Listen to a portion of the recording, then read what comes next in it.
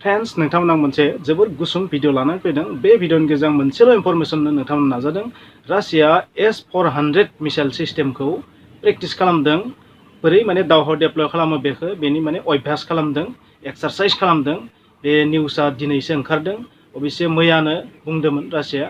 आरो बेनि ओंथिया जाहैबाय दावहाया एसे बेलेग महराव लानो थांगासिनो दं। स' नोंथांमोनखौ बुंगोन जे रासिया मोनसे उनाव मोनसे माने हाइटेक हाथियारफोरखौ बाहायनो थांगासिनो दं। जानो हागौ गोबां सुबुंफोरा S-400 नि सोमोन्दै मिथिया। जायफोर बिथांमोना S-400 नि सोमोन्दै मिथिया बिथांमोननो आं खिन्थानो नागिरदों। बे मोनसे माइन्ड गेमबो जानो हागौ। बे मोनसे माइन्ड गेमबो जानो हागौ। S-400 ट्रिउम्फ होननानै बुङो जेनेरेलि बेखौ। किन्तु नेट'आ बेखौ मा नाम होदों SA-21 ग्रलार बेबायदि नाम होदों नेट'आ बेखौ S-400खौ। S-300 नि माने आपग्रेडेड भार्सन बियो नङा होमबा। गिबियाव माने S-300 PMU-3 बेबायदि दंमोन। मोनसे माने mobile surface to air missile system सेम होनना बुङो। 1990 बेखौ माने बानायनाय जादोंमोन। आरो बै बानायग्राफोरा जाहैबाय मा आलमास central design bureau for marine engineering मोनसे बेयो कम्पानि माने मिसाइल बानायो, हाथियार बानायो। बे रोखोमसे एन्टि बेलिस्टिक मिसाइल सिस्टेम। बेनि जि अपारेशनेल रेन्ज बियो आसलते बुंनो थाङोबा बेवहाय मोनब्रै सिस्टेम दं, मोनब्रै रोखोमनि मिसाइल दं बेवहाय नङा होमबा। 400 किल'मिटारनि मोनसे नोंथांमोना निश्चय स्क्रिन नुदों 40N6E मिसाइल। आरो 250 किल'मिटार रेन्जनि मिसाइल दं बेवहाय 48N6 मिसाइल होनना बुङो बेखौ। आरो 120 किल'मिटार रेन्जनि मिसाइल दं बेवहाय 9M96E2 मिसाइल बेबायदि।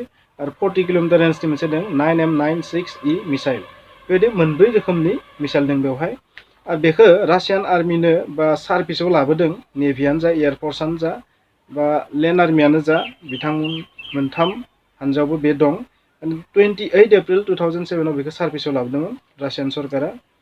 आरो 2019 दा इक'नमिस्टआ बेखौ सबसे गोहोगोरा बा one of the best air defence system होननानै बुंदोंमोन। American third system, Patriot missile system जि टाइपआनो फैया मानो माने बा गुबुन गुबुन हादरनि जि माने एन्टि एयारक्राफ्ट मिसाइल सिस्टेम बा हावायाव बिरना फैनाय जायखिजाया बिरग्रा मुवानि हेंथायै जि माने एन्टि मिसाइल सिस्टेम सबसे बेस्ट होननानै बेखौ बुंनाय जायो। स' S-400खौ बाहायनायनि ओंथिया जाहैबाय ना ड्रन फैनो हागोन, ना ड्रन बिरनो हागोन, ना एयारक्राफ्ट बिरनो हागोन, ना गुबुन मिसाइल फैनो हागोन, ना बेलिस्टिक मिसाइल फैनो हागोन, ना क्रुइज मिसाइल फैनो हागोन, ना रेडिएसन मिसाइल फैनो हागोन, ना मा रोखोमनि मिसाइल फैनो हागोन। एनि type of missile, aeroplane, drawn जाय माने हावायाव फैनानै बम्बारानो जा बा टेंकआनो जा जिकुनु हाथियारखौ माने बेजों एटाक खालामनो हायो। ओरैबायदि एकुरेट सबसे बेस्ट बेबायदि बेहा मोनसे सनमान दं आरो माने बेबायदि मोनसे सनमान दं जे S-400 सिस्टेमा जोबोर पावारफुल। स' जि जायगायाव S-400खौ डेप्लय खालामदों दिनैसिम बै जायगायाव S-400नि सिगाङाव माने रावबो साक्सेस जानो हायाखै माने बिनि हिस्ट्रिया बुङो। स' थारैनो S-400खौ बायनायनि ओंथिया जाबाय रासियानि जि दिमाग मेन्टेलिटि बे थारैनो माने फ्रास्ट्रेसनाव थांबाय होनना बुंनांगोन। माने बिथांमोना मोनसे उनाव मोनसे गेदेर हाथियारखौ बाहायलांगासिनो थादों। स' नोंथांमोना बेखिनि इनफरमेसनखौ होनो थाखाय बेखौ भिडिअखौ लाबोदों। माखासे बिथांमोना मिथिखागो जायफोर बिथांमोना डिफेन्स लाइननि सुबुं बा साकरि मावो डिफेन्सआव बिथांमोना थारैनो बेनि नामखौथ' खोनाखादों, एसेला मिथिखागोन नङा होमबा। नाथाय जायफोर सुबुंफोरा बेनि सोमोन्दै मिथिया बिथांमोनखौ बुंगोन जे S-400 सिस्टेमा ओरैबायदि मोनसे सिस्टेम बे हाथियारखौ इन्डिया रासियानिफ्राय बायदों, चाइनायाबो बायदों। आरो S-400 मिसाइल सिस्टेमखौ बायनायाव USA इन्डियाखौ हेंथा होदोंमोन। स' जाय हाथियारखौ बायनायाव USA हेंथा होयो बे माबायदि हाथियार जानो हागौ नोंथांमोनाबो साननानै नाय।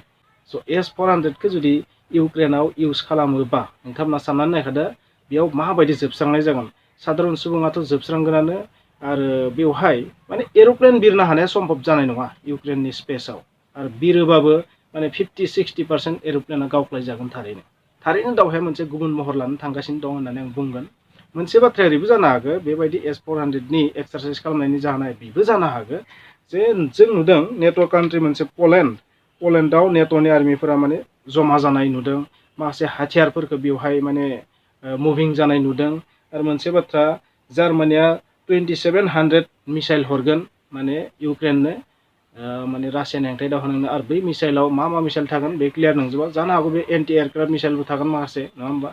माने एन्टि एयार सिस्टेम थागोन बेयाव माखासे हावायाव फैनाय जायखिजाया बिरग्रा मुवाखौ गावख्लायग्रा बेबायदि मिसाइलबो दं होनना खोनानो मोन्दों। पलेन्डआव मोनसे बाथ्राखौ नुबावदों राफेल एर'प्लेन नुनो मोन्दों। राफेला बबेनि नोंथांमोना मिथिगौ। राफेल एयारक्राफ्ट 36 खान इन्डियाबो बायदो फ्रान्सनिफ्राय।